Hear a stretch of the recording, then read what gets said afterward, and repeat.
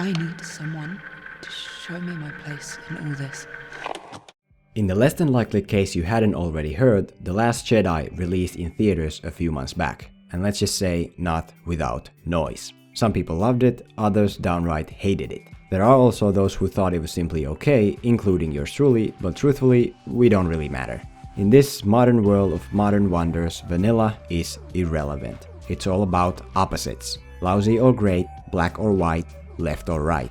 As I said, big chunks of moviegoers absolutely adored The Last Jedi, and I can understand why. The film is built out of fantastic directing work, impressive visuals, gripping performances, and an intense third act. Overall, this is Star Wars, and for many that's every reason to love it one needs. Personally, I've never considered myself any kind of special fan of the franchise, but still. When that John Williams score kicks in and the Millennium Falcon shows up wrecking TIE fighters, it does indeed give me the feels.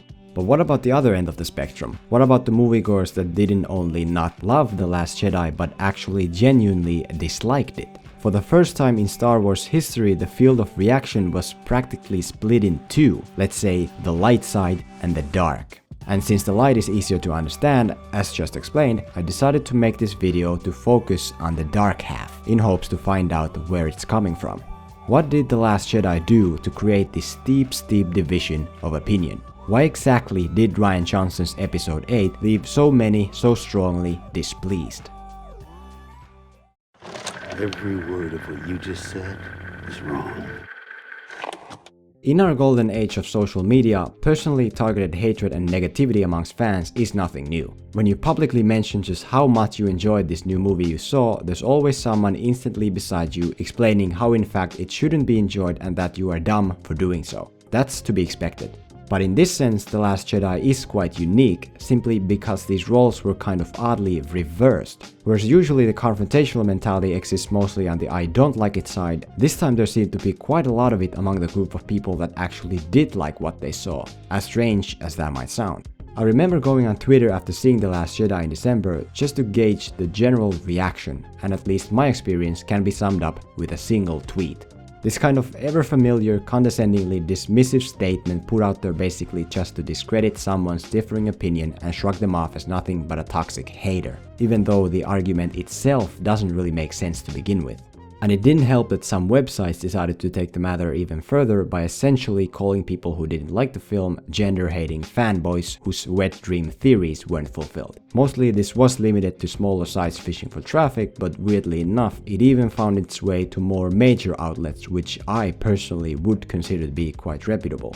While this hating on the haters approach didn't necessarily create the negative reaction toward The Last Jedi, it did fuel the flames. See, the last thing people like to hear is claims that their own personal opinions are somehow wrong. Trust me, I should know. I've tried the dismissive statement tactic to generate interaction in the past myself. But of course, if you are one of those little kids who honestly think it's totally fine to run around in real life or on the internet calling people effing N-word F-words, okay. Oh boy. One more thing, if what I just talked about still doesn't convince you to think of the backlash against the backlash as a real meaningful thing here, how about when the writer-director of the movie itself joins in on it?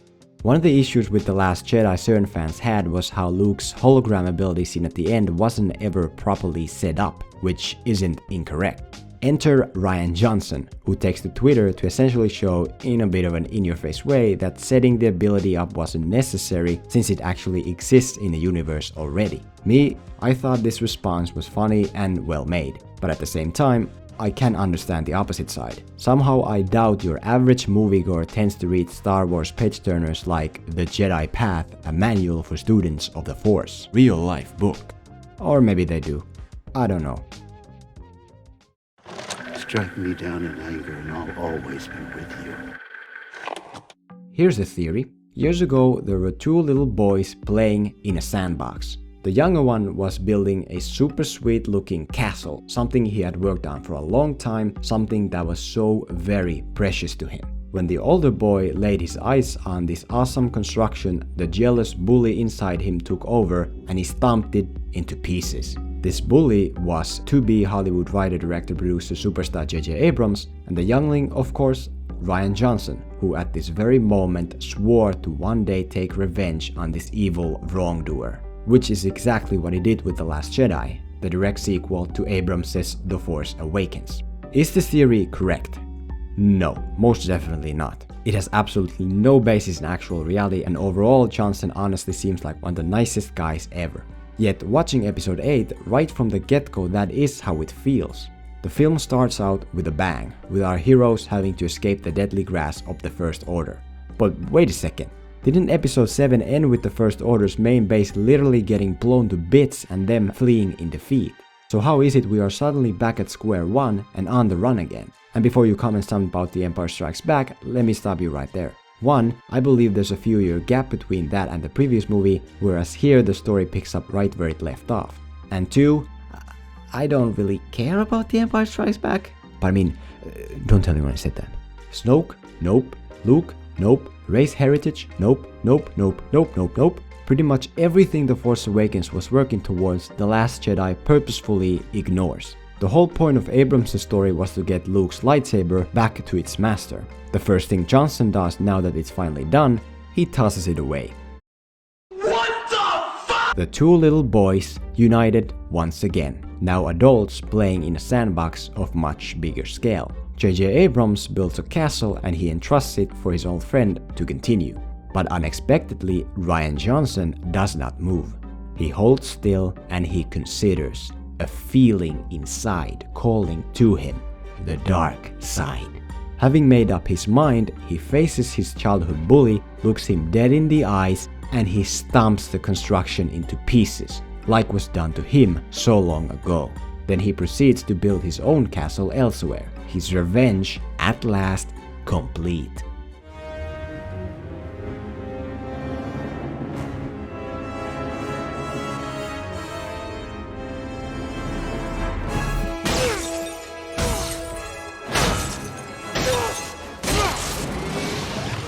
Prepare my ship.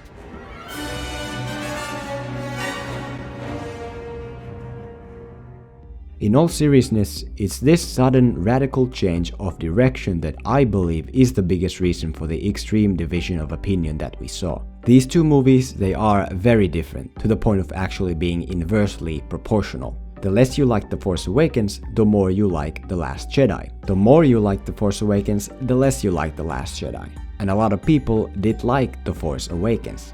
Oh, and should the childhood friends theory actually carry any truth whatsoever, I guess that would give a new meaning to Abrams' cryptic statement where he basically said he wishes he would have stayed on to do episode 8 after reading Johnson's script. It's a fascinating world we live in. No, you're still holding on! Let go! To many people, Star Wars has always been, above all else, adventure. This kind of colorful, fast-paced, sometimes a bit political, event-filled journey easily accessible for moviegoers of every age and background. The type of film The Force Awakens is the very definition of. The Last Jedi, however, isn't that. It's less family-friendly adventure and more adult drama. We're not talking about PTA levels here, but it does take itself far more seriously than its predecessor 2 years before. The perfect example of this new, bleaker tone is Luke Skywalker. Or should I say Luke head hanger, because he's bummed out all the time, you get it. Personally, I enjoyed this new Luke and thought the performance especially was very good. But those who hold the older films in higher regard, I can see why they would have issues with him, including the man himself, Mark Hamill, who stated that he fundamentally disagrees with virtually everything Johnson decided about the character. Regardless, like this new different portrayal of him or not, the fact remains that it is indeed much more serious than ever before. The tonal changes didn't stop at just the characters, of course, but instead spread out practically everywhere. Whereas before we've kind of always kept on the move and jumped from planet to planet, The Last Jedi mostly takes place on a single spaceship running out of gas. There's realism for you. Also, for the first time in Star Wars episodic history, we never got to see an actual duel between lightsabers, which is pretty strange. And they also tossed away Kylo Ren's mask. They did kinda have to, but still, I always thought it was cool. You have too much of your father's heart in you. I've given everything I have to you. To the dark side. Take that ridiculous thing off.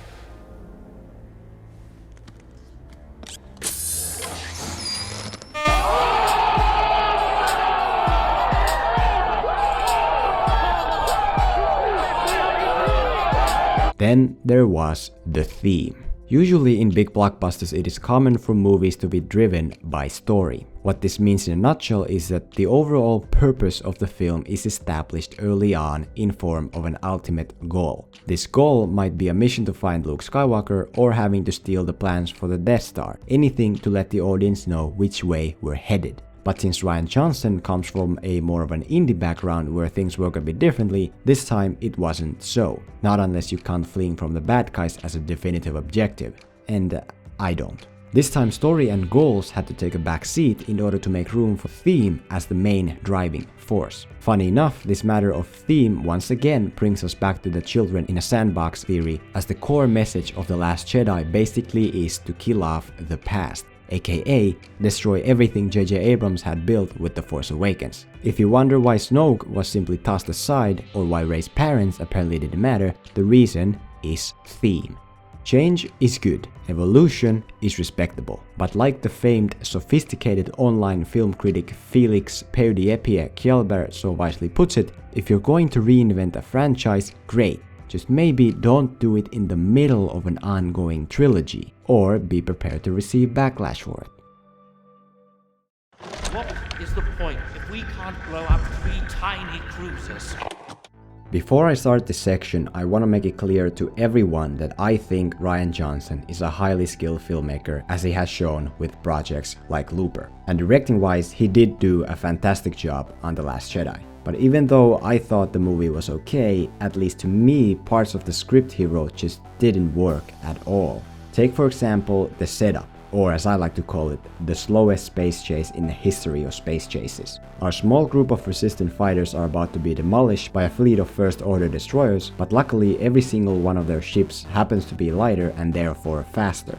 I remember sitting in a theater letting this statement sink and just being like, what?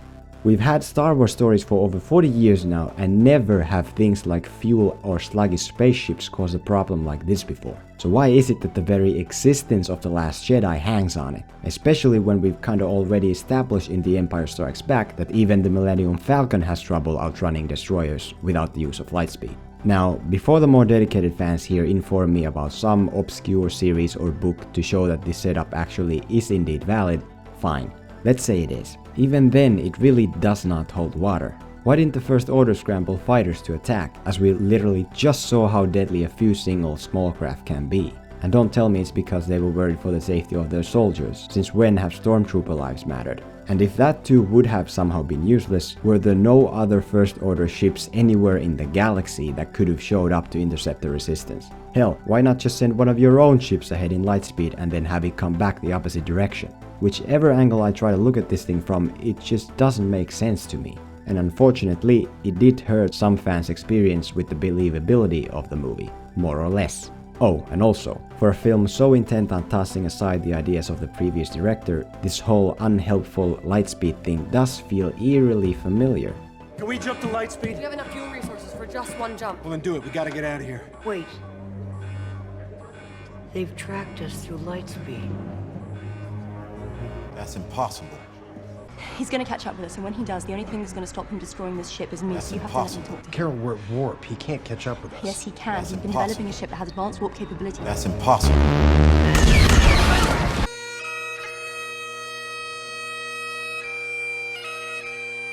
Another thing that drew ire from fans of The Force Awakens is how The Last Jedi handles some of its familiar faces. There was a lot of good. Daisy Ridley's Rey was still brilliant, as was Kylo Ren. Truth be told, the movie mainly is about these two characters. The others, not so much. Finn, who played a big part in Episode 7, kinda gets put on the bench here. And Poe, stellar opening aside, whereas before he was this heroic fighter pilot ace that saved days and blew up enemy bases, now he just kinda strolls around the slowly moving ship working his mouth. You know, because theme. And honestly, it really pains me to see Oscar Isaac wasted like he was earlier in his career. Why this disinterest in some of the established characters, you ask? Simple. Just like with other aspects, Rian Johnson really wasn't as interested in continuing JJ Abrams' world as he was in creating a world of his own. And so was born the notorious 3. Now, adding new players to a franchise is all fine, but at the same time, there's a catch. These new players have got to work. And in the case of The Last Jedi, Did they? First up, there's the thief played by Benicio del Toro. And that's about it. I mean, I guess he has a stutter too. That's something. Second, Admiral Holdo, or to be more exact, the one with purple hair. And let's just put it so that if Admiral Holdo was your wife, she'd be the kind who constantly looks down on you and never tells you she's pregnant until the baby is already graduating from college. Like, why? Why wouldn't you say anything? And then of course, there's Rose. Now, as you might already know, Rose is the character that pretty much became the face of all the controversy surrounding this movie. Things eventually grew so big that even the official Star Wars Facebook account actually got involved and kinda started taking shots at people criticizing her. And when something like this happens, you know the S has hit the fan. There are good things to say about Rose, and there should be, as she always was Rian Johnson's golden girl. The way we meet her is properly crafted. Her sister just lost her life and she's set up as this sort of broken but honest fighter. In other words, Johnson built her out of sympathy, which is one of the more effective ways to make the audience care. Personally, however, the biggest problem I feel with her is the fact that the further we get, she really doesn't amount to much. Smaller achievements are fine, smaller characters are fine. But when these characters take up the place of those whose resumes include stuff like destroying a freaking planet full of bad guys, I can see the issue. Suddenly, conducting a survey of supplies just doesn't seem all that important. And there's also the matter of use and leave out. Because we got Finn and Rose, we didn't get Finn and Poe, which is a bummer. Rose! Rose! Why would you do that? Why would you stop me? I saved you.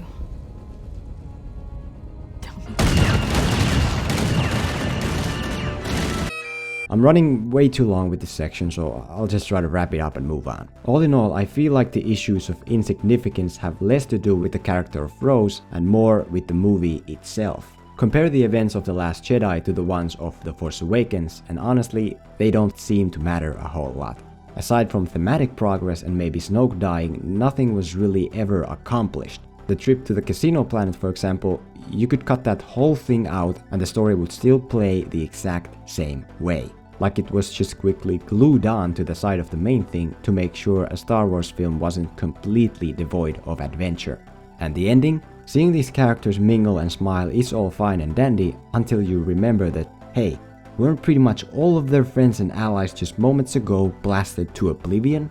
And of course, that's not even the real ending either, because the filmmakers decided that this trilogy no longer is about our main characters, but instead about everyone else, in movie 2 out of 3. Oh well. This is not going to go the way you think. While the story of The Last Jedi could perhaps be viewed as one of its more prominent weaknesses, another thing the movie doesn't lack is twists and turns. Considering everything that took place over these 2.5 hours, it seems like above all, Rian Johnson set out to accomplish two things.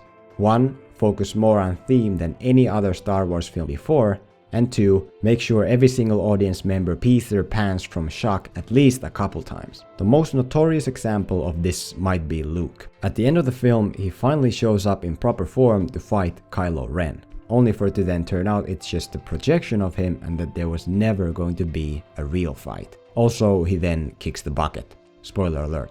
Myself, I thought this twist worked quite well, as it pretty much was the only right choice to take with this new bleak version of the character. But again, this could be since I've never really cared about Luke, I just wanna pick up some power converter Skywalker, at least not the way others might. What happened to him was indeed a successful shock, but for some, not the type of shock they wanted to see. But even more so than with Luke, The Last Jedi's biggest shock comes in the way of how it handles Snoke.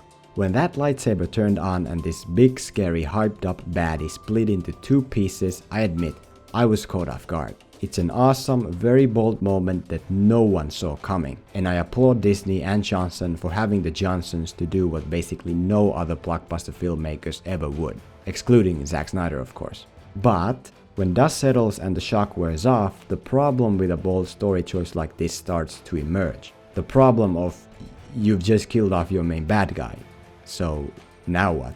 Yes, you do have Kylo Ren, but that alone kind of isn't enough. Going back to the original trilogy, imagine if Palpatine had been killed off in Empire.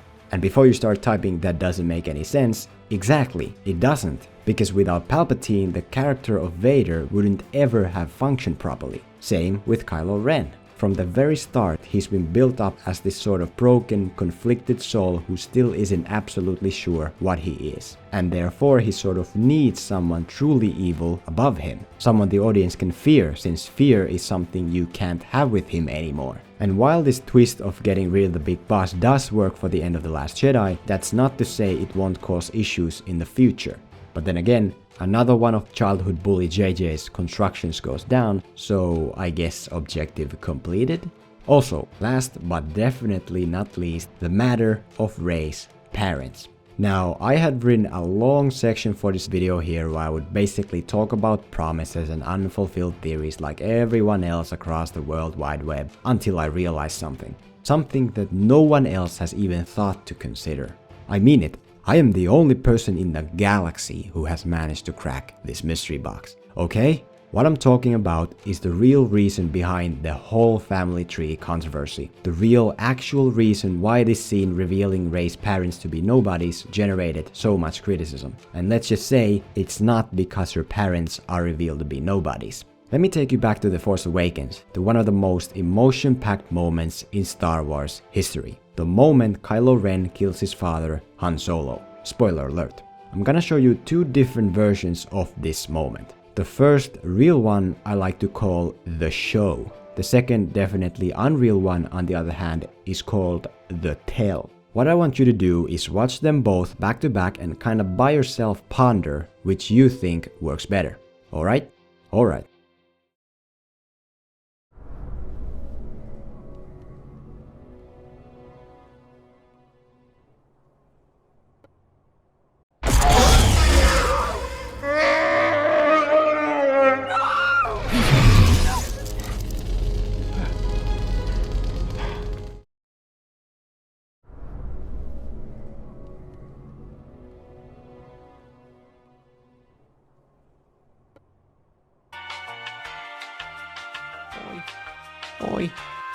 Oi, you won't believe this, but I was just in there and Kylo Ren was there and Han Solo and the sun went out and he turned on the lightsaber and then it went through Han Solo like whoosh and then Chewbacca roared and Han Solo was like not mad and touched his son and then he fell like into a pit and like he gone, Han Solo gone.